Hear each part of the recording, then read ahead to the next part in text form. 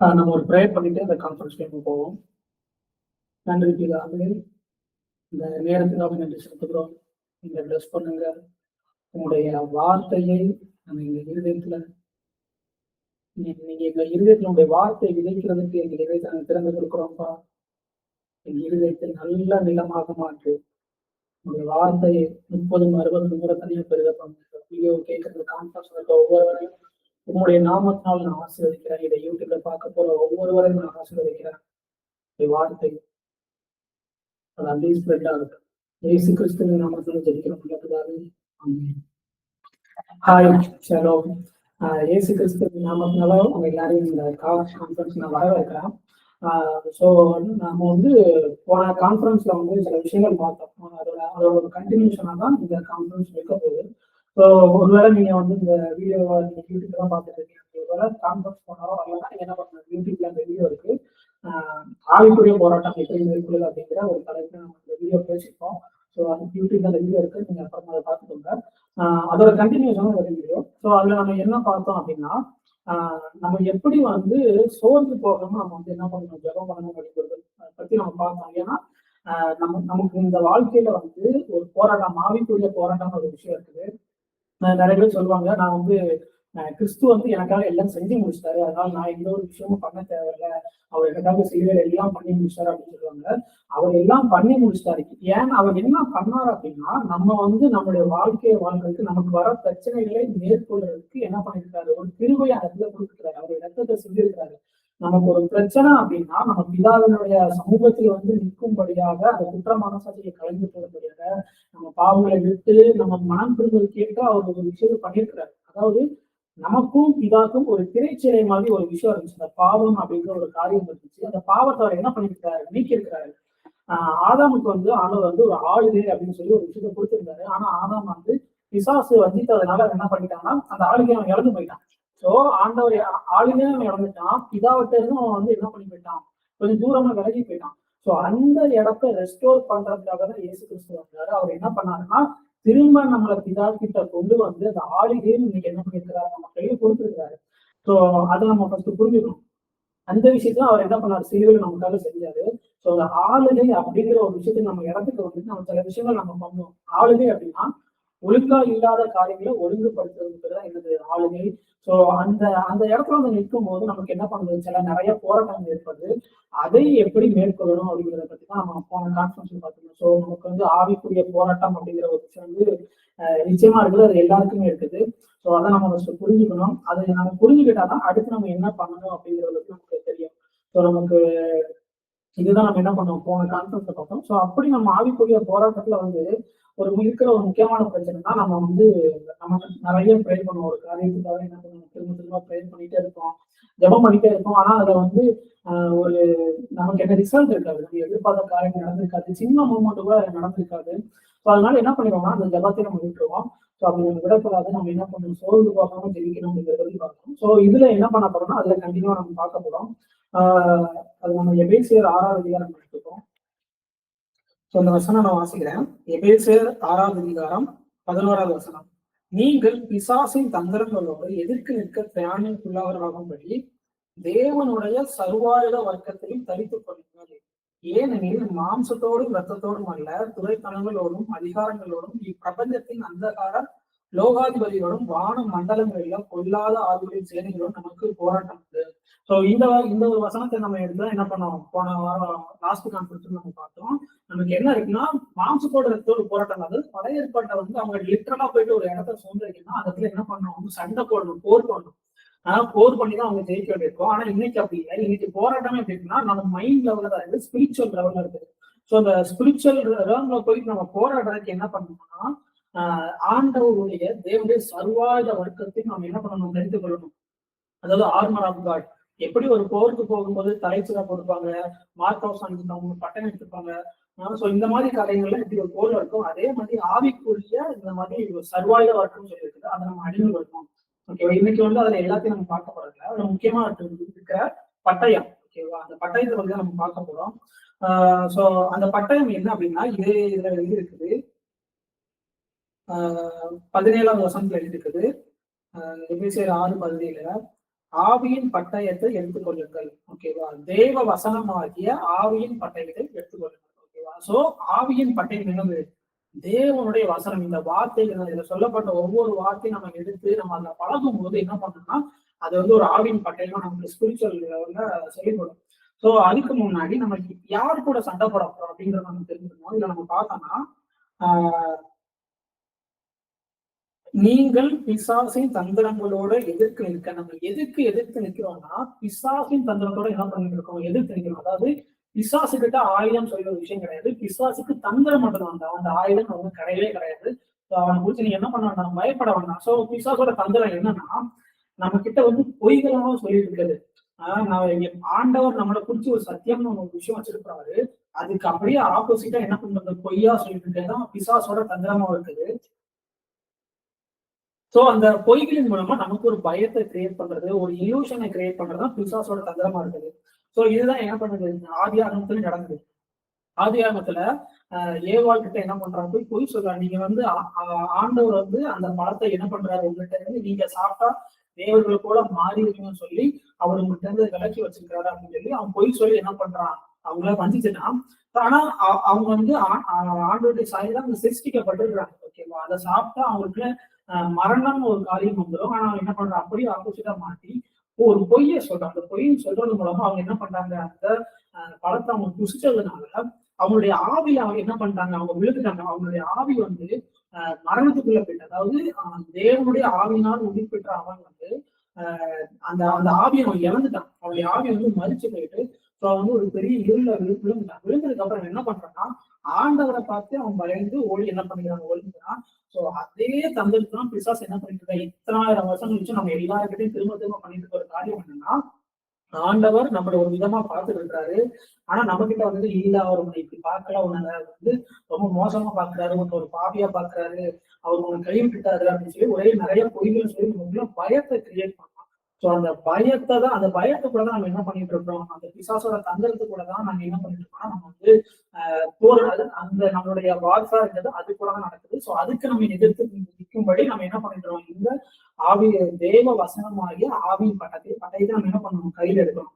So ஆனா எனக்கு இந்த பயம் அப்படிங்கிற ஒரு காரியத்தை நம்ம பார்த்தோம் சொல்லி பிசாசு எனக்கு ஃபுல்லா அந்த பயம் அப்படின்னு காரியம்னா நமக்கு அந்த ஆண்டவரை ஃபாலோ பண்ற நமக்கு மட்டும் இல்ல, உலகத்துல இருக்கவங்களுக்கும் அந்த ஒரு விஷயத்த அந்த பயம் ஒரு காரியத்தை வச்சு என்ன பண்ணிட்டு இருக்கான்? ஒர்க் பண்ணிருக்காங்க. அதனாலதான் அவங்களுமே எப்பவுமே ஒரு பயத்திலே இருப்பாங்க. ஒரு பணத்தை பத்தின பயத்திலே இருப்பாங்க.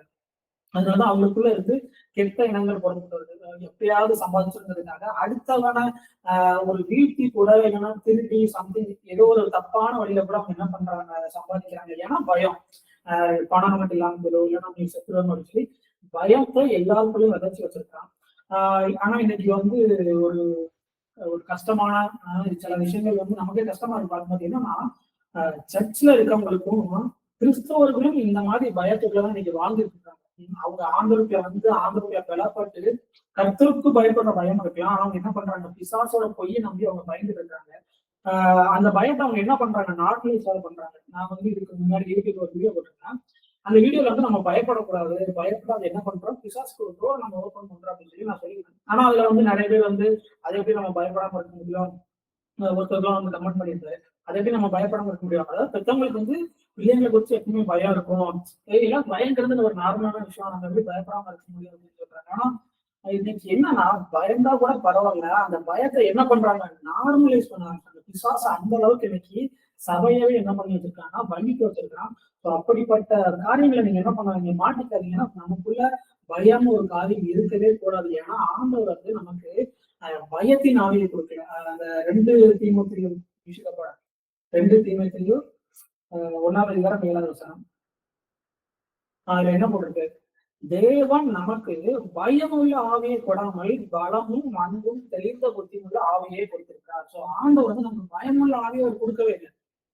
ஏன்னா அவருக்கு தெரியும் அது வந்து நம்மளுடைய நேச்சரே முதல்ல கிடையாது. சோ ஆண்டவர் நமக்கு அந்த ஸ்பிரிட்டை கொடுக்கும் போது, ஹோலி ஸ்பிரிட் நமக்கு கொடுக்கும் போதே பயம் அப்படிங்கிற காரியத்தை நீக்கிட்டு தான் அன்பும் பலம் பவர் அப்புறம் அன்பு லவ் தெளிந்த புத்தி ஒரு சவுண்ட் மைண்ட் உள்ள ஒரு ஸ்பிரிட்டை தான் நமக்கு கொடுத்துருக்காரு. ஸோ ஆனா இன்னைக்கு வந்து நம்ம வந்து பிசாசால இன்னைக்கு என்ன பண்றது? சபை வஞ்சிக்கப்படுறதுனால கிறிஸ்துவர்களே அந்த பயத்தை என்ன பண்ண ஆரம்பிச்சாங்க? நார்மலைஸ் பண்ண ஆரம்பிச்சாங்க. சோ பயம் அப்படிங்கிற ஒரு காரியம் இருக்கவே கூடாது. அந்த பயத்துக்கு எதிராக இங்க என்ன பண்ணிட்டு இருக்கு இதுல எதிர்க்காங்க. அந்த பிசாசும் தந்திரங்களையும் நம்ம என்ன பண்ணணும், எதிர்க்க திராணிகளாக இருக்கணும். சோ அந்த பயத்தை நம்ம எப்படிதான் எதிர்க்கணும் அப்படின்னா, இன்னைக்கு வந்து நம்ம எல்லாருக்குமே பிரச்சனை இருக்கு. சோ உங்களுக்கு என்ன பிரச்சனை இருக்கோ, ஒருவேளை பைனான்ஸை குறிச்சா இருக்கலாம், இல்லைன்னா உங்களுடைய சரீர அந்த சுகத்தை குறிச்சா இருக்கலாம். உங்களுக்கு எதை குறிச்சு உங்களுக்கு பயம் இருக்குதோ அது ரிலேட்டடான இந்த வார்த்தையை நீங்க எடுத்து உங்க இருதயத்துல வச்சு நீங்க ஒர்க் பண்ணும்போது அந்த காரியத்தை என்ன பண்ணலாம், ஜெயம் கொள்ளலாம். சோ நம்ம எல்லாருமே ஜெயம் கொண்டவர்களாக நம்ம அழைக்கப்பட்டிருக்கிறோம். நம்ம எல்லாருமே ராஜாக்களும் ஆசாரியர்களும் ஆக்கப்பட்ட ஒரு ராஜரீக ஆசாரியர்களும் நம்ம என்ன பண்ணிருக்கோம், ஆண்டவர் அழைச்சிருக்கிறது. ஒரு உன்னதமான அழைப்பு நமக்கு கொடுத்துருக்கிறார். அப்படிப்பட்ட உன்னதமான அழைப்புனா அவருடைய சமூகத்துல நின்று அவருக்கு ராஜாவாகவும் நம்ம என்ன பண்ண ஆசாரியனாகவும் நமக்கு அவருக்கு ஊழியம் பண்ணக்கூடிய ஒரு அழைப்பை கொடுத்துருக்காரு. அப்படி நம்ம ஆண்டவருக்கு நம்ம ஊழியம் பண்ணும்போது பயம் இல்லாம நம்ம என்ன பண்ணணும், ஆண்டவருக்கு முன்னாடி நிற்கும் தான் வேதத்துல வந்து நிறைய இடத்துல மென்ஷன் பண்ணிருக்காங்க. சோ முதல்ல அந்த பயத்தை நீக்கி போடுங்க. பயம்ங்கிறது உங்களுக்கு இருக்கக்கூடாது. பயத்தை என்ன பண்ணாதீங்க, நார்மலைஸ் பண்ணாதீங்க. ஏன்னா அது உண்மை கிடையாது, அது வந்து ஒரு இல்யூஷன். அந்த வசனத்துல சொன்ன மாதிரி நமக்கு ஆண்டவர் பயமுள்ள ஆவியை கொடுக்கல, அதுதான் ரியாலிட்டி. ஆனா பிசாசு வந்து என்ன பண்றாங்கன்னா உங்களுக்கு பயமுறுத்த மாதிரி ட்ரை பண்ணிட்டு தான் நீங்க என்ன பண்ணிட்டு இருக்கீங்க, பயப்பட்டுட்டே இருக்கீங்க. ஸோ இந்த சத்தியம், இந்த ரியாலிட்டி, இந்த அலைத்தியாங்கிற சத்தியத்தை, இந்த வசனம் இருக்கு, இதுதான் அலைத்தியா. இந்த அலைத்தியாங்கிற வசனத்தை எடுத்து உங்க இருதயத்தில் வச்சு நீங்க என்ன பண்ணுங்க, அதை திரும்ப திரும்ப மெடிடேட் பண்றீங்க. ஆண்டவர் வந்து எனக்கு பயமுள்ள ஆவியை கொடுக்கல, அவர் வந்து எனக்கு பலமும் அன்பும் தெளிந்த புத்தியில ஆவியை எனக்கு கொடுத்துக்கிறாரு. ஸோ இந்த பொய்யை நான் நம்ப மாட்டேன், எனக்குள்ள எந்த ஒரு பயமும் கிடையாது, என்னுடைய பைனான்ஸ் குறிச்சு நான் பயப்பட மாட்டேன், என்னுடைய என்னோட சரீரத்துல இந்த பிரச்சனை குறிச்சு நான் என்ன பண்ண மாட்டேன், பயப்பட மாட்டேன். நீங்க எதிர்த்து நிற்கும் போது பிசாசு உங்களுக்கு என்ன பண்ணுவான், ஓடி போவான். ஸோ ஜீசஸும் அப்படிதான் என்ன பண்ணாரு, ட்ரீட் பண்ணாரு. அந்த ஏதேன் அந்த சர்ப்பம் வந்து ஏவாள்கிட்ட பேசிக்கலாம், ஆண்டவரை பத்தி பொய் சொல்லுது. ஆண்டவர் வந்து நீங்க அதை சாப்பிட்டா நீங்க சாகவே சாக மாட்டீங்க, அவரை போல மாறிடுவீங்க, அதை என்ன பண்ணிட்டாரு, அதை பர்மிட் பண்ணிட்டாரு அப்படின்னு சொல்லி அது பொய் சொல்லும் போது ஏவாளும் ஆடமும் என்ன பண்ணிருப்பாங்க, இல்ல நீ பொய் சொல்ற, இங்க இருந்து வெளியே போச்சு அவங்க அனுப்பிடுவோம். ஆனா அந்த பொய்யை அவங்க நம்பிட்டாங்க, அது வந்து ஒரு பொய். அந்த பொய்யை நீங்களே என்ன பண்ணாங்க, இன்னைக்கு நம்பாதீங்க. ஆனா இயேசு கிறிஸ்துக்கு அந்த சோதனை காலம் வரும்போது அவர் என்ன பண்றாரு, அவனால என்ன பண்றாரு, வார்த்தையின் மூலமா தான் அவன் திரும்ப ஒரு கவுண்டர் அட்டாக் கொடுக்குறாரு. அந்த கல்லை வந்து நீங்க அப்பமாய் காட்டுன்னு சொல்லும்போது இல்ல, மனுஷன் வந்து 64 மாத்திரம் இல்ல, தேவனுடைய வாய்ப்பு புறப்படி ஒவ்வொரு வார்த்தைனாலும் கிடைக்கும் சொல்லி இந்த தேவ வசனமாகிய இந்த ஆவியின் பட்டயத்தினால அவங்க என்ன பண்றாரு, கவுண்டர் அட்டாக் கொடுக்குறாரு. ஸோ இந்த விஷயத்தை எப்பவுமே புரிச்சுக்கோங்க. உங்களுக்கு இருக்கிற நீங்க இன்னைக்கு பாக்குற உங்க வாழ்க்கையில இருக்கிற பிரச்சனைகள் எல்லாமே ஒரு இல்யூஷன். ஸோ அதை குறிச்சு பயப்படாதீங்க.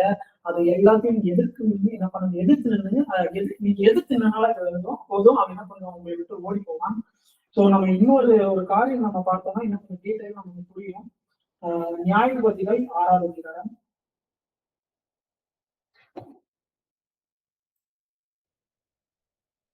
நியாயாதிபதிகள் 6ஆவது அதிகாரம். பின்னும் இஸ்ரவேல் புத்திரர் கர்த்தரின் பார்வைக்கு பொல்லாப்பானதை செய்தார்கள். அப்பொழுது கர்த்தர் அவர்களை 7 வருஷம் மீதியானரின் கையில் ஒப்புக் கொடுத்தார்.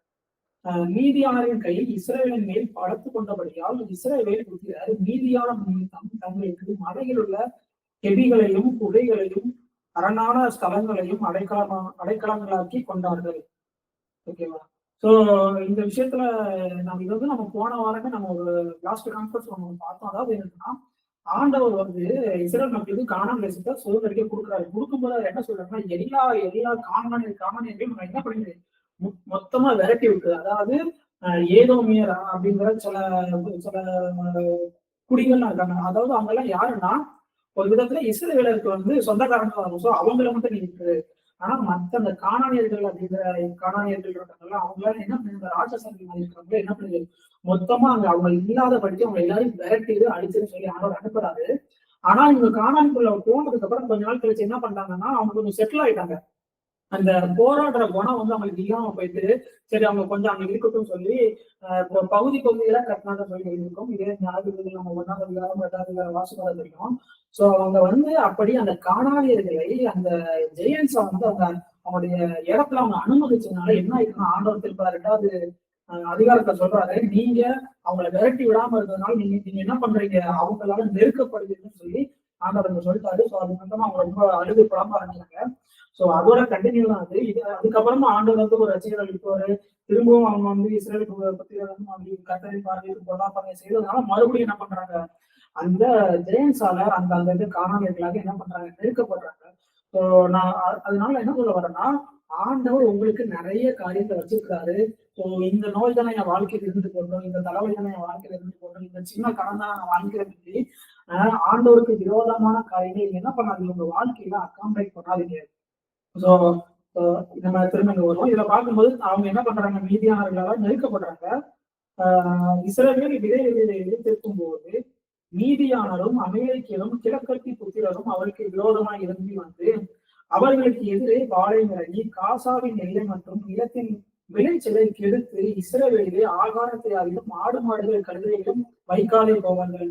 சோ இந்த மீதியானவர்கள் என்ன பண்றாங்க, அதாவது அவங்களுடைய இடத்துல சில தவறான ஆட்களை, ஆண்டோருக்கு விரோதமான ஆட்களை உள்ள அனுமதிக்கிறதுனால அது என்ன ஆயிட்டு பாத்தீங்கன்னா, இவங்க எப்பெல்லாம் விதை விதைக்கிறாங்களோ அது கரெக்டா அறுவடை நேரம் என்ன பண்றாங்க, அதை மொத்தமா அழிச்சு கொண்டு எடுத்துக்கிறாங்க. அவங்க எடுத்துக்கிறாங்க, இல்லை மொத்தமா தீ வச்சு அழிச்சு விடுறாங்க. இதே பேட்டர்ன் தான் பிசாசு எல்லாருடைய வாழ்க்கையிலும் பண்ணிட்டு இருக்காங்க. என்ன பண்ணா, நம்ம வாழ்க்கையில நம்ம ஆண்டவருக்கு நிறைய காரியங்கள் நம்ம பண்ணிருப்போம். ஆனா அவன் என்ன பண்றான்னா, கரெக்டா அந்த அறுவடை நேரம் வந்து அது எல்லாத்தையும் அடிச்சுட்டு போயிடறான்.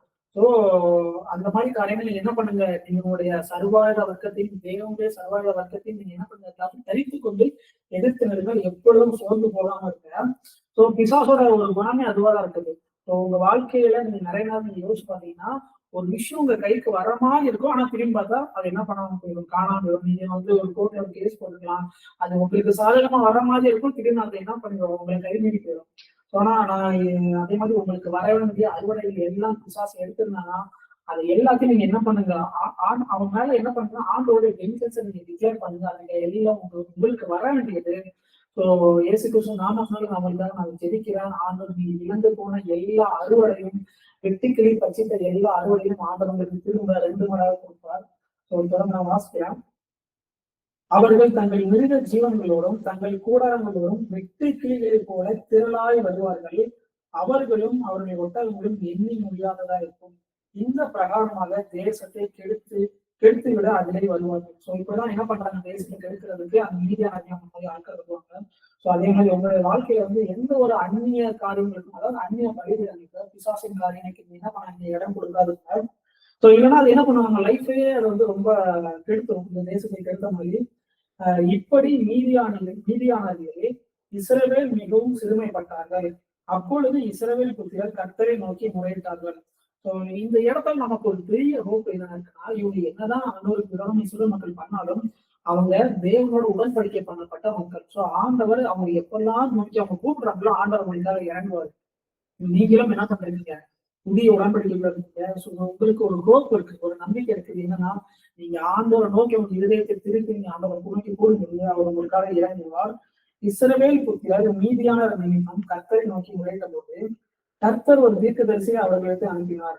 அவன் அவர்களை நோக்கி, இஸ்ரவேலின் தேவனாய் கர்த்தர் உரைக்கிறது என்னவென்றால், நான் உங்களை எகிப்திலிருந்து வரவும் அடிமைத்தனை வீட்டிலிருந்து புறப்படவும் செய்து எகிப்தரு கை நின்றும் உங்களை ஒடுக்கின யாவருடைய கை நின்றும் உங்களை ரட்சித்து அவர்களை உங்களுக்கு முன்பாக துரத்தி அவர்கள் தேசத்தை உங்களுக்கு கொடுத்து நான் உங்களை தேவனாய் கர்த்தர் என்றும் நீங்கள் குடியிருக்கும் அவர்கள் தேசத்துல என்னோடைய தேவர்களுக்கு பயப்படாதீர்கள் என்றும் உங்களுக்கு சொன்னேன். நீங்களோ என் சொல்லை கேளாதே போனீர்கள் என்கிறார் என்று சொன்னான். சோ நான் சொன்ன மாதிரி அவன் முக்கியமான விஷயம் என்னன்னா, அந்த நமக்கு ஆப்போசிட்டா அவர் ஸ்பிரிட் நம்ம என்ன பண்ணக்கூடாது, பயப்படக்கூடாது. என்னோடைய தேவர்களுக்கு பயப்படாதுன்னு சொன்னேன். ஆனா நீங்க என்ன பண்றீங்க, அதை கேட்காம போயிட்டீங்க.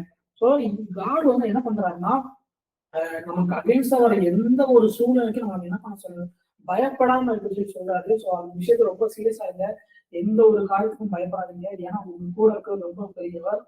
அதற்கு பின்பு கர்த்தருடைய தூதனானவர் வந்து அபியேஸ்ரியான யோசுவாவின் ஊராகிய ஒப்ராவில் இருக்கும் ஒரு கல்வாரி மரத்தின் கீழ் உட்கார்ந்தார். அப்பொழுது அவனுடைய குமாரன் கிதியோன் கோதுமையை மீதியானது கைக்கு தப்புவிப்பதற்காக ஆளுக்கு சொன்னதை போரடித்தான். சோ இந்த இடத்துல நம்ம முன்னாடியே ஏற்கனவே பார்த்த மாதிரி அவங்க என்ன பண்றாங்க, அந்த விதைச்சி வர அறுவடையை எல்லாம் அழிச்சு போடுறாங்க. சோ இந்த இடத்துல கிதியோன் அப்படிங்கிற ஒருத்தர் வந்து என்ன பண்றாருன்னா, அது ஒரு ஓரமா யாருக்கும் தெரியாம அந்த ஆலயத்தை வச்சு என்ன பண்றாரு, அந்த கோதுமை வந்து அதை போர் அடிச்சுட்டு இருக்கிறாரு. சோ அந்த நேரத்துல கர்த்தருடைய தூதனவர் என்ன பண்றாரு, அவன் கூட ஒரு என்கவுண்டர் நடக்குது. கர்த்தருடைய தூதனவர் அவனுக்கு தரிசனமாகி, பராக்கிரமசாலியே கர்த்தர் உன்னோட இருக்கிறார் என்றார். அப்பொழுது கிதியோன் அவரை நோக்கி, என் ஆண்டவனே, கர்த்தர் எங்களோடு இருந்தால் இவைகளை எல்லாம் எங்களுக்கு நேரிடுவானேன். கர்த்தர் எங்களை எகிப்திலிருந்து கொண்டு வரவில்லையா என்று எங்கள் பிதாக்கள் எங்களுக்கு விவரித்து சொன்னா அவருடைய அற்புதங்கள் எல்லாம் எங்கே? இப்பொழுது கர்த்தர் எங்களை கைவிட்டு நீதியானவர் கையில் எங்களை ஒப்பு கொடுத்தாரே என்றார். சோ இந்த இடத்துல நம்ம பார்த்தோம்னா அவனே என்ன பண்றான், பயந்து போயிட்டு மீதியானவர்கள் வந்து அவன் இருக்கிற மிச்ச அந்த அறுவடையும் அழிச்சிருவாங்க, அவன் கொண்டு போடான்னு சொல்லி பயந்து அந்த திராட்சை ஆலையில போயிட்டு அவன் ஒளிந்திருந்து என்ன பண்ணிட்டு இருக்கான், அந்த போர் அடிச்சுட்டு இருக்கான்.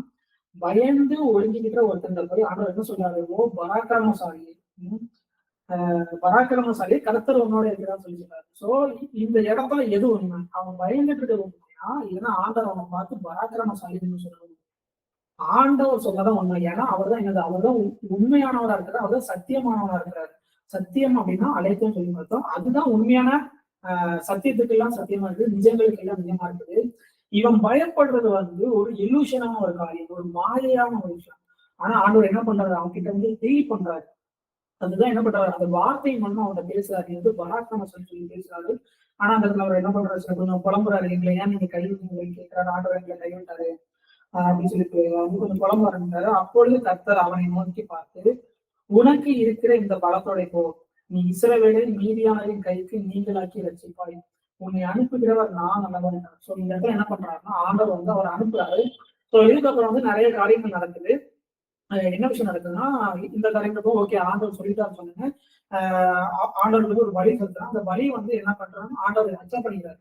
சோ அதை பார்த்தோன்னே இவனுக்கு கொஞ்சம் தைரியம் வருது. அவன் என்ன பண்றான்னா, அவங்க கூட கொஞ்சம் ஆட்களை சேர்த்துட்டு என்ன பண்றாங்கன்னா, அந்நிய பலிபீடங்கள் இருக்கு, பாகாலின் பலிபீடங்கள் இருக்குது, அந்த பலிபீடங்களை போயிட்டு அவன் என்ன பண்றான், இடிச்சதானே, அதாவது பகல்ல இடிச்சா கொஞ்சம் பிரச்சனையாகும் சொல்லி இன்னும் கொஞ்சம் அவனுக்கு பயம் இருக்குது.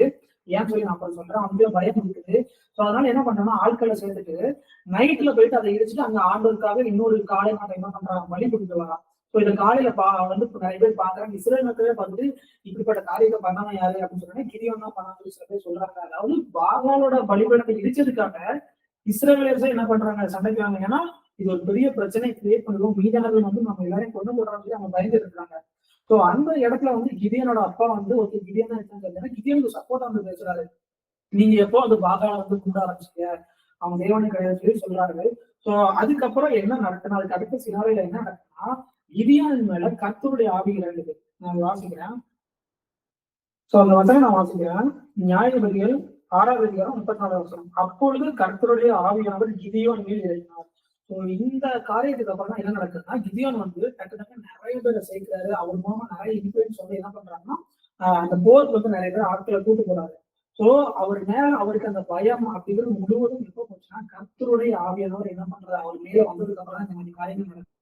சோ இதுக்கப்புறம் தான் அந்த இடத்துல ஒரு முக்கியமான ஒரு விஷயம் நம்ம பார்க்கணும். அதுல என்ன சொல்றாருன்னா, கர்த்தருடைய பட்டயம் கிதியோனின் பட்டயம் சொல்லி சொல்றாங்க. சோ இந்த இடத்துல பட்டயம் வந்து அந்த பட்டயத்தின் மூலமா தான் அந்த அந்த அந்த ஒரு விஷயத்தின் மூலமா தான் என்ன பண்றாங்க, அவங்க அந்த இடத்துல ஜெயம் கொடுக்குறாங்க. சோ நீங்க ஒரு விஷயம் தெளிவா புரிஞ்சுக்கோங்க, கர்த்தருடைய பட்டயம் தான் உங்களுடைய பட்டயம். கர்த்தருக்கும் நம்மளுடைய பட்டயம் அது வந்து 2 ஒண்ணு. அது என்னன்னா தேவனுடைய வசனம். சோ உங்களுடைய வாழ்க்கையில எந்தெந்த இடத்துலலாம் உங்களுக்கு ஒரு பிரச்சனை இருக்குதோ அதெல்லாம் என்ன பண்ணுவீங்க, இந்த வசனத்தை நீங்க எடுத்து அதை மெடிடேட் பண்ணி நீங்க என்ன பண்ணுங்க, உங்க வாயினால் நீங்க அறிக்கை பண்ணுங்க. நீங்க அப்படி அறிக்கை பண்ணும்போது அதை கண்டிப்பா நீங்க என்ன பண்ணுவீங்க, அந்த இடத்துல நீங்க என்ன பண்ணலாம், ஒரு ஜெயம் எடுக்கலாம். சோ நம்ம எதுக்கு இன்னைக்கு வந்து ஜெயம், நம்ம வந்து ஒரு விஷயத்துக்காக நம்ம ஜெபம் பண்றோம் அப்படின்னா நமக்கு ஒரு குற்ற மனசாட்சி வரும். நம்ம வந்து என்னுடைய தேவைக்காக நான் ஜெபம் பண்றோமோ, நம்ம வந்து ராஜ்யத்துக்காக நம்ம ஜெபம் பண்றோம்னு சொல்லி நிறைய நமக்கு பிசாசு என்ன பண்றாங்க, நமக்கு ஒரு குற்ற மனசாட்சி கொடுத்துட்டே இருக்கான். நான் என்ன சொல்றேன்னா, நீங்க உங்களுக்காக நீங்க விசுவாசத்தையும் நீங்க ஒரு விஷயம் ஜெபிக்கிறீங்கன்னா அது நீங்க என்ன பண்றீங்க, ராஜ்யத்துக்காக தான் நீங்க ஜெபிக்கிறீங்க. எக்ஸாம்பிள் வந்து ஆபிரகாம் இருக்கிறாரு. ஆபிரகாம் வந்து தனக்கு குழந்தை வேணும்னு சொல்லி என்ன பண்றாரு, ஜெபம் பண்றாரு. அந்த ஜெபம் வந்து அதுதான் அவர் தனிப்பட்ட ஜெபம், அவருடைய சூழ்நிலைக்காக ஜெபம் பண்றாங்க. அவருடைய தேவைக்காக அவர் ஜெபம் பண்ணாலும் அதை ஆண்டவர் என்னவா எடுத்து பயன்படுத்துறாரு, அடுத்துக்கு ராஜ்யத்துக்காக எடுத்து பயன்படுத்துறாரு. சோ அந்த ஈசாக்கின் தலைமுறையின் மூலமா தான் என்ன வருது, அடுத்து கிறிஸ்து உள்ள வராரு. சோ நீங்க உங்களுக்காக ஒரு விசுவாசத்தின், அதாவது விசுவாசங்கள் ஜெபம் பண்ணும்போது நீங்க ஒரு விஷயத்த விசுவாசி எனக்கு வேணும் நீங்க ஜெபம் பண்ணும்போது அந்த இடத்துல என்ன பண்ணலாம், ராஜ்யம் தான் விரிவடையும். நீங்க வந்து விசுவாசத்துல நீங்க என்ன பண்றீங்க, ஆண்டவரே எனக்கு ஒரு வீடு வேணும் அப்படி நீங்க ஒரு ஜெபம் பண்ணீங்கன்னா அது வந்து ராஜ்யத்தோட இணைஞ்சிருக்கு. ஓகேவா, அது எப்படி வந்து விசுவாசத்துல நம்ம ஜெபம் பண்றோம்னு சொன்னீங்கன்னா, நீங்க வீடு வாங்குறதுக்கு என்ன பண்ண மாட்டீங்க, லோன் பண்ண மாட்டீங்க. லோன் வந்து எடுக்க மாட்டீங்க, முழுக்க ஆண்டவர் டிபெண்ட் பண்ணி ஆண்டவர் கொடுக்குற ஆண்டவர் எனக்கு வந்து என்ன பண்ணுவாரு, வீடு கட்டுறதுக்கு அவர் எனக்கு என்ன பண்ணுற ஸ்ட்ரென்த் கொடுப்பாரு. பலத்தினாலும் அல்ல, பராக்கிரமத்தினாலும் அல்ல, தேவனுடைய ஆவினாலே அப்படின்னு சொல்லி நீங்க ஆண்டவருக்காக காத்திருந்து நீங்க என்ன பண்றீங்க, ஜெபம் பண்ணி ஒரு வீடை நீங்க ரிசீவ் பண்றீங்கன்னா, விசுவாசத்துல ரிசீவ் பண்றீங்கன்னா, அது ராஜ்யத்தோட சம்பந்தப்பட்டது. அது உங்களுடைய தனிப்பட்ட சம்பந்தப்பட்ட சொல்லி வரவே அது ராஜ்யத்தோட சம்பந்தப்பட்டது. சோ நீங்க என்ன பண்ணுங்க, நிறைய காரியங்கள விசுவாசம் ஆண்டவரை கேளுங்க, வீடு கேளுங்க, லேண்டு கேளுங்க. நீங்க விரிவடைவதுடைய ராஜ்யம் என்ன பண்ணுவாங்க, இந்த பூமியில விரிவடையும். இப்படிதான் நம்ம என்ன பண்ணுவோம், ஜெபம் பண்றது மூலமா இந்த வார்த்தையை எடுத்து நம்ம இதயத்தை வச்சு தியானிச்சு நம்ம ஜெபம் பண்றது மூலமா நம்ம என்ன பண்ணுவோம்னா பிசாசுக்கு நம்ம எதிர்த்து நிக்கிறோம். அந்த பொய்யை நம்ம நம்பாம இந்த தெய்வ வசனமாகிய ஆவின் பட்டத்தை நீங்க எதிர்த்து நிற்கும் போது நீங்க என்ன பண்றீங்க, அதை நீங்க என்ன பண்ண ஒரு ஜெயம் பார்க்கலாம். என்னதான் நம்ம ஜெபம் பண்ண போனாலும் நமக்கு நிறைய விஷயங்கள் தடைப்படும். நம்மளால சில விஷயங்களை ஏத்துக்க முடியாது, இதை நம்ம கேட்கலாமா, இதை கேட்கக்கூடாது அப்படின்னு சொல்லி நமக்கு நிறைய காரியங்கள் உள்ள ஓடிட்டு இருக்கும். அது டீல் பண்றதுக்காக தான் இயேசு கிறிஸ்து அவருடைய சொந்த ரத்தத்தை நம்ம செய்திருக்கிறதா நம்ம வாசிப்போம். வெளிப்படுத்தினால் 12வது அதிகாரம் 11வது வசனம். மரணம் நேரடியதா இருந்தாலும் அதற்கு தப்பும்படி தங்கள் ஜீவனையும் பாராமல் ஆட்டுக்குட்டியின் ரத்தத்தினால் தங்கள் சாட்சியின் வசனத்தினாலும் அவனை ஜெயித்தார்கள். நாங்க சொன்ன மாதிரி சாட்சியின் வசனம், அந்த பட்டயம், ஆவின் பட்டயம் வந்துட்டு ஆவின் பட்டயத்தை நம்ம யூஸ் பண்றதுக்கு முன்னாடி இயேசு கிறிஸ்துவோட ரத்தத்தை வச்சு நம்ம என்ன பண்ணுவோம், அதிகமா தியானம் பண்ணணும். நம்ம இறுதி வச்சு தியானம் என்ன பண்ணா நம்ம ஹார்ட் வந்து அது ஓப்பன் ஆகிட்டு இருக்கும். நம்ம அடுத்தடுத்த லெவல் போறதுக்கு, ஸ்பிரிச்சுவல் லெவல் போறதுக்கு இந்த ஆவின் பட்டயத்தை நம்ம எடுத்ததை யூஸ் பண்றதுக்கே நமக்கு ஒரு தைரியத்தை கொடுக்கும். சோ இது ரொம்ப முக்கியம். இயேசு கிறிஸ்து ரத்தம், இந்த ரத்தத்தை குறித்து நீங்க என்ன பண்ணுங்க, அதிகமா தியானம் பண்ணுங்க. ஆனா இயேசு கிறிஸ்துவத்தை அந்த ரத்தத்தை குறித்த பாடல்கள் என்ன பண்ணுங்க, அதிகமா கேளுங்க. எங்கெல்லாம் இயேசு கிறிஸ்து ரத்தத்தை குறித்து அதிகமா சொல்லப்பட்டிருந்தோ அதை குறித்து அந்த வசனத்தை உங்க இருதயத்தை தியானிக்கும் போது என்ன பண்ணுவீங்கன்னா, ஆவியின் பட்டத்தை கூட நீங்க என்ன பண்ணலாம், பிசாசை ஜெயிக்கலாம். இப்படிதான் அவங்க என்ன பண்ணாங்க, பிசாசை ஜெயித்தார்கள். ஸோ இந்த கான்ஃபரன்ஸ் வந்து உங்களுக்கு புரிஞ்சிருக்கும்னு நினைக்கிறேன், யூஸ்ஃபுல்லா இருக்கும்னு நினைக்கிறேன். ஸோ உங்களுடைய ஆவியின் பட்டயத்தை நீங்க எடுத்துக்கொள்ளுங்க. அதுக்காக இயேசு கிறிஸ்து ரத்தத்தை செஞ்சிருக்காரு. ரத்தத்தை குறித்து அதிகமா தியானம் பண்ணுங்க. சோ என்ன பண்ணுங்க, அந்த வார்த்தையை நீங்க எடுத்து உங்க இருதயத்துல வச்சு அதை நீங்க மெடிடேட் பண்ணி உங்க வாயினால் நீங்க என்ன பண்ணணும், அறிக்கை பண்ணணும். இப்ப உங்களுக்கு ஒரு ஏதோ சுகவீனம் இருக்கு, ஏதோ பலவீனம் இருக்குன்னா, உங்களோட சரீரத்துல ஒரு பலவீனம் இருக்குன்னா, இயேசு கிறிஸ்துவின் தழும்புகளால நான் சுகமானேன் அப்படின்னு சொல்லி வசனம் இருக்கு. அந்த வசனம் தான் ரியாலிட்டி. ஓகேவா? இன்னைக்கு இருக்கிற உங்களுக்கு இருக்கிற அந்த சரீர பலவீனம் வந்து ஒரு இல்லூஷன். பிசாசு உங்களுக்கு கொடுத்த ஒரு பயத்தின் மூலமா வந்து அவன் பொய்ய சொல்லி என்ன பண்ணிருக்கான், அவங்களுக்கு ஒரு பயத்தை கொடுத்துருக்கான். அந்த பயத்தின் மூலமா இந்த வியாதி வந்திருக்கு. ஆனா இது வந்து என்னது, உண்மை கிடையாது. இது வந்து சத்தியம் கிடையாது. சத்தியம் எதுனா அவருடைய தழும்புகளால இங்க குணமானதுன்னா சத்தியம். அந்த வசனத்தை எடுத்து இந்த என்ன ரியாலிட்டி என்ன பண்ணுங்க, மேற்கொள்ளுங்க. இந்த ஆவியின் பட்டயத்தின் மூலமா உங்களுக்கு இருக்கிற எல்லா குறைவிலையும் என்ன பண்ணுங்க, எதிர்த்து நில்லுங்க. அதுக்கு நீங்க எதிர்த்து நின்னாலே போதும், பிசாசு உங்களை விட்டு ஓடி போவான். இயேசு கிறிஸ்துவும் அப்படிதான் எதிர்த்துனாரு. அவனுடைய வார்த்தை மூலமா அவனை எதிர்த்துனாரு. அவன் என்ன பண்ணிட்டான், அவரை விட்டு ஓடி போனான். அதே மாதிரி பிசாசு உங்களை விட்டு ஓடி போகணும்னா இந்த வார்த்தைங்கிற பட்டயத்தை உங்க கரண்டி எடுத்துக்கொள்ளுங்க. இயேசு கிறிஸ்துவின் ரத்தத்தினால நீங்க என்ன பண்ணுங்க, உங்களுடைய மைண்ட் அதை ஃபுல்லா நடத்தி வச்சுங்க. கண்டிப்பா நீங்க ஜெபம் பண்ணுகிற ஒவ்வொரு விஷயத்துக்கும் நீங்க என்ன பண்ணலாம், அதுக்கான ரிசல்ட் நீங்க பார்க்கலாம். அதுக்கான பதிலே கண்டிப்பா நீங்க பெற்றுக் கொள்வீர்கள். ஸோ இந்த கான்ஃபரன்ஸ் வந்து உங்களுக்கு ரொம்ப பிரோஜனமா இருக்கும் நம்புறேன். நம்ம ஒரு கம்யூனியன் வந்து வீடியோ நம்ம பிடிச்சிடலாம். கம்யூனியனுக்கு உங்களுக்கு எடுத்துக்கணும், கையில் எடுத்துக்கோங்க. நம்ம வந்து நமக்கான ஆவிக்குரிய போராட்டத்தை நம்ம எதிர்த்து நிக்கணும். அதுக்கான பலனை தான் அவர் என்ன பண்ணிருக்காரு, அவரே அவர் வந்து நமக்கு கொடுத்திருக்காரு.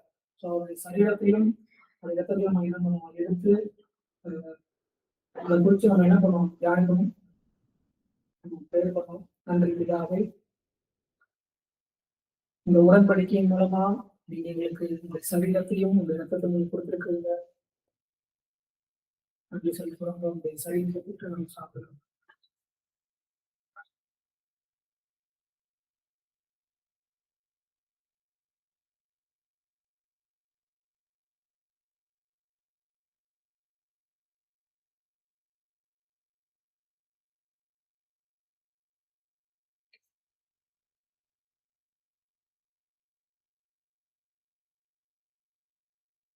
நன்றி சபா கிறிஸ்துவே,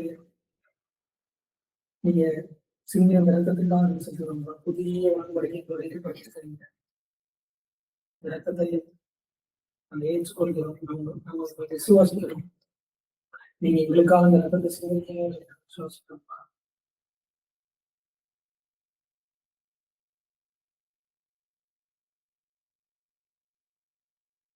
நன்றி பிதாவே, இந்த நாளுக்காக நன்றி செலுத்துகிறோம். உங்களுடைய ஆவியின் பட்டயம், தேவ வசனமாகிய ஆவியின் பட்டயத்தை நாங்கள் எடுத்துக்கொண்டு நிற்கும்படி எங்களுக்கு கிருபை பண்ணுகிறாங்க. இதுல இருக்கிற ஒவ்வொரு வார்த்தையும் அதோட வெளிப்பாட்டை எங்களுக்கு கொடுங்க. அதுல இருக்கிற ஆழத்தை நாங்கள் புரிந்து கொள்ள எங்கள் கண்களை திறந்தோம். இந்த வீடியோ பார்க்குற ஒவ்வொருவரையும் நான் யூஸ் பண்றேன். அவங்களுக்கு அவங்க என்ன காரியத்துல ஜபம் பண்ணிட்டு இருக்காங்க, இந்த காரியத்துல அவங்க தொடர்ந்து நிற்கிறாங்க, அவங்க சோர்ந்து போகாதபடிக்கு அவங்களுக்கு விடப்படுத்தி அவங்களுக்கு அந்த பதிவு கொடுங்க. இயேசு கிறிஸ்து நாமத்தில் ஜெபிக்கிறோம். ஷலோம். இந்த கான்ஃபரன்ஸ் வந்து உங்களுக்கு பிரோஜனமா இருக்கும்னு சொல்லி நான் நம்புறேன். உங்களுடைய காணிக்கைகள் காணிக்கை அப்படின்னு சொல்லி ஒரு காரியம் இருக்குது. அந்த காணிக்கை நீங்க என்ன பண்ணுங்க, ஆண்டருக்குன்னு சொல்லி நீங்க கொடுங்க. நிறைய காணிக்கைங்கிறது வந்து பணம் அப்படிங்கிறது மட்டும் கிடையாது. காணிக்கையில எல்லாமே நீங்க எந்தெந்த விஷயத்தெல்லாம் நீங்க ப்ரெசியஸா நினைக்கிறீங்களோ, ஒரு இம்பார்ட்டன்டான விஷயம் அது எல்லாமே காணிக்கையா தான் இருக்குது. ஒரு சினாரியோ நம்ம பார்த்தோம்னா தாவீது வந்து வனாந்தரத்துல இருக்காரு, அவருக்கு தண்ணி கூட இல்லை. சோ இந்த கிணத்துல போயிட்டு யார் எனக்கு தண்ணி எடுத்துறோம்னு சொல்லி கேட்டாங்க. 2 பேர் போய் எடுத்துட்டு வராங்க. ஆனா அந்த தண்ணியை அவர் என்ன பண்றாருன்னா கீழே ஊத்துறாரு. ஏன்னா எல்லாருமே அங்க வந்து தாகமா தான் இருக்கிறாங்க. சோ அந்த இடத்துல அவர் கையில ப்ரெசியஸா இருக்கிறது வந்து வாட்டர் தான். அந்த வாட்டரை வந்து ஆண்டருக்கு ஒரு பானம் நான் சொல்லி கீழே தரையில அதை ஊத்துவாரு. சோ காணிக்கை பலி அப்படிங்கிறது வந்து நம்ம கையில என்ன விஷயம் ப்ரெசியஸா இருக்கு, எனக்கு டைமே இல்லை, எனக்கு வந்து ரொம்ப டைம் இருக்கிறே இருக்கு, எனக்கு ஜெர்மனா கூட டைம்ல நீங்க சொன்னீங்கன்னா அவ்வளோ ஒரு பிஸியா இருந்தீங்கன்னா நீங்க ஒரு டைம் ஆண்டவருக்கு நீங்க சாக்ரிஃபைஸ் பண்ணி நீங்க ட்ரை பண்றீங்க. அதுதான் என்னது ஒரு காணிக்கை, அதுதான் ஆண்டவருக்கு நீங்க செலுத்துற ஒரு வழி. அதே மாதிரி நீங்க வந்து வயல்ல ஒரு ஏதோ ஒரு அறுவடை உங்களுக்கு வயல்ல வந்திருக்குதுன்னா அந்த அறுவடையில ஒரு பகுதியை நீங்க என்ன பண்ணி எடுத்து ஆண்டவருக்கு கொடுக்குறது ஒரு காணிக்கை தான். அந்த மாதிரி நீங்க என்ன பண்றீங்க, இந்த ஊழியத்துக்கு நீங்க சப்போர்ட் பண்ணணும், ஒரு மந்த்லி சப்போர்ட் நீங்க கொடுக்கணும் வச்சீங்கன்னா ஸ்கிரீன்ல தெரியுது இந்த கியூஆர் கோட நீங்க என்ன பண்ணி ஸ்கேன் பண்ணி உங்களுடைய காணிக்கையை நீங்க செலுத்தலாம். சோ இங்க மட்டும் தான் நீங்க கொடுக்கணும். நீங்க எந்த இடத்துல ஆண்டவர் உங்களுக்கு தரிசனம் ஆகிறோ அந்த இடத்துல உங்களுக்கு காணிக்கையை நீங்க செலுத்துங்க. நீங்க இல்லாதவங்களுக்கு கொடுக்கலாம். கஷ்டப்படுறவங்களுக்கு நீங்க கொடுக்கும்போது அந்த ஆண்டவருக்கு செல்ல மாதிரி அந்த காணிக்கையை எல்லாம் அவர் அங்கீகரிப்பாரு. ஆனா நம்ம கொடுக்கும்போது என்ன ஒரு முக்கியமான விஷயம்னா ஒரு எமோஷன்ல இருந்து ஒரு சிம்பதியில நம்ம கொடுக்கக்கூடாது. ஆண்டவரை விசுவாசிக்கணும். எப்படி வந்து ஆபேல் வந்து ஆண்டவர் விசுவாசி கொடுத்தான். காயினும் வந்து ஆண்டவரும் காணிக்கை செலுத்தலாம், ஆபேலும் செலுத்தலாம். ஸோ அந்த ஆபேலோட காணிக்கை ஆண்டவர் அங்கீகரிச்ச காரணம் வந்து அவன் ஆண்டவரை விசுவாசி கொடுத்தான். ஸோ அவன் வந்து விசுவாசத்தை நிமித்தம் அவன் நீதிமானான். ஸோ நீங்க விசுவாசி கொடுக்கும்போது அந்த காணிக்கை வந்து அவங்க அங்கீகரிப்பாரு. ஸோ நீங்க ஒவ்வொரு தடவையும் காணிக்கை கொடுக்கும்போது விசுவாசம் எடுத்துக்கொள்ள, அது ஒரு கட்டாயத்தின் அடிப்படையில இருந்தோ இல்லைன்னா ஒரு சிம்பதியில இருந்தோ ஒரு எமோஷன் நீங்க எடுத்து கொடுக்க வேண்டாம். ஸோ கர்த்தர் உங்களை ஆசீர்வதிப்பார். ஸோ இந்த வீடியோ வந்து நீங்க யூடியூப்ல பார்த்துட்டு இருக்கீங்க அப்படின்னா இந்த காஷ் அப்படிங்கிற கான்ஃபரன்ஸ் உங்க லைவ்ல நீங்க அட்டன் பண்ண வச்சீங்கன்னா கூகுள் மீட்ல நம்ம என்ன பண்றோம்னா வாரம் சனிக்கிழமை ஈவினிங் நடத்தி வைக்கிறோம். ஸோ இந்த கூகுள் மீட்ல அந்த இருக்க கோடை நீங்க யூஸ் பண்ணி வந்து லைவ்ல வந்து ஜாயின் பண்ணிக்கலாம். இதுக்கு வந்து எந்த ஒரு ரிஜிஸ்ட்ரேஷன் ஃபீஸும் கிடையாது. ஸோ நீங்க கலந்துக்கணும்னு கண்டிப்பா வாங்க, நான் உங்களுக்கு இன்வைட் பண்றேன். ஸோ நம்ம வந்து யூடியூப்ல வந்து நம்ம ரொம்ப கான்டாக்ட் பண்ண முடியாது. ஸோ நம்ம வந்து இன்ஸ்டாகிராம்ல இருக்கிறோம். உங்களுக்கு எதுவும் ப்ரேயர் ரிக்வெஸ்ட் இருந்தா நீங்க என்ன பண்ணலாம், எனக்கு இன்ஸ்டாகிராம் மூலமா தெரிவிக்கலாம். ஸோ ஸ்கிரீன்ல தெரியுற இந்த நேம் தான் வந்து தி மானிஷா மினிஸ்டர் அப்படிங்கிறது தான் இன்ஸ்டாகிராம் சேனல் நேம். ஸோ நீங்க அதை ஃபாலோ பண்ணிக்கோங்க. அவ்வளோதான். நம்ம வந்து நெக்ஸ்ட் கான்ஃபரன்ஸ் நம்ம மீட் பண்ணுவோம்.